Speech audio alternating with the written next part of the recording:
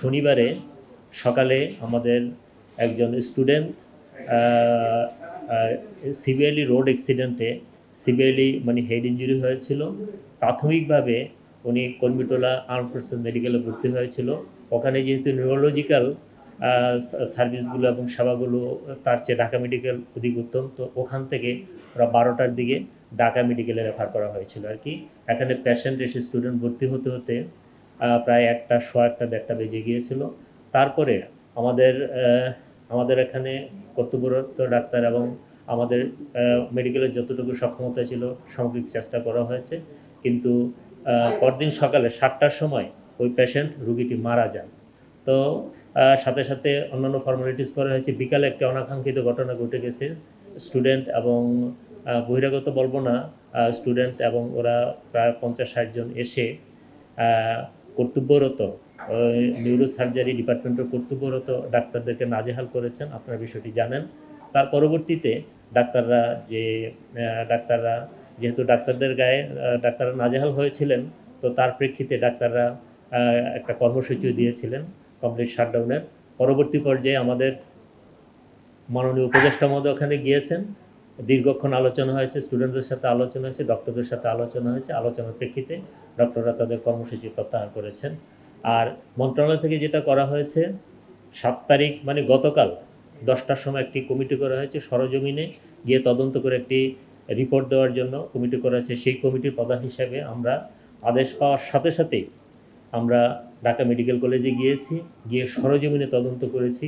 ডাক্তারদের সাথে, ডাইরেক্টর মহোদয়ের সাথে, আমার পাশে ঢাকা মেডিকেল কলেজের ডাইরেক্টর মহোদয় রয়েছেন এবং সংশ্লিষ্ট বিভাগীয় প্রধান থেকে ডাক্তার, নার্স সবার সাথে আমরা কথা বলেছি। বিষয়গুলো অনুসন্ধান করে প্রকৃত ঘটনাটা উদ্ঘাটন করবার চেষ্টা করেছি।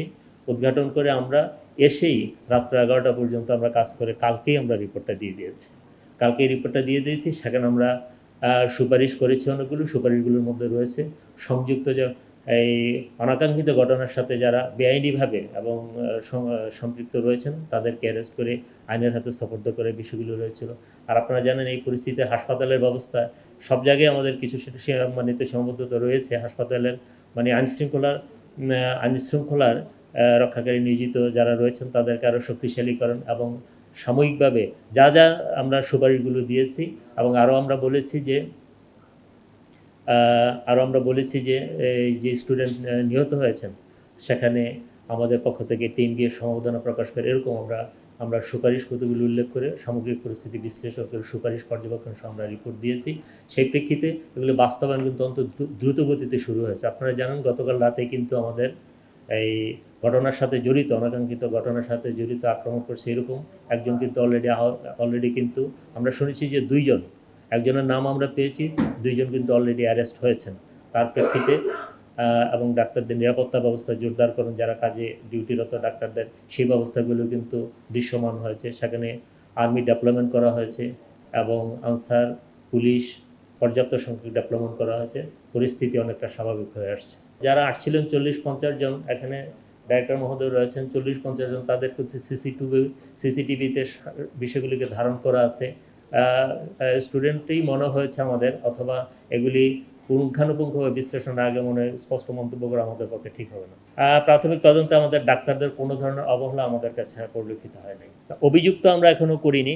আমরা সাময়িকভাবে যে বিষয়গুলো যে জন্য হয়েছে এটা এই বিষয়গুলোকে আমরা চিহ্নিত করেছি। অভিযুক্ত করে সেটা তো এফআইআর হয়েছে, মামলা হয়েছে। মামলা এখানে এফআইআর যে হয়েছে, এফআইআরে নিশ্চয়ই নাম উল্লেখ করে 4 জন নাম উল্লেখ করে এবং অজ্ঞাতনামা আরও কিছু 30-40 জনকে এরকম করা হয়, এফআইআর দাখিল করা হয়েছে, মামলা রুজু করা হয়েছে।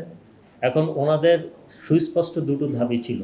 একটা হলো যারা এই ঘটনার সাথে জড়িত তাদেরকে অ্যারেস্ট করা, আর ছিল তাদের নিরাপত্তা ব্যবস্থা জোরদার করা। অলরেডি 2 জন অ্যারেস্ট হয়েছে এবং নিরাপত্তা ব্যবস্থা তো ধীরে সুস্থে এটা জোরদার করা হবে।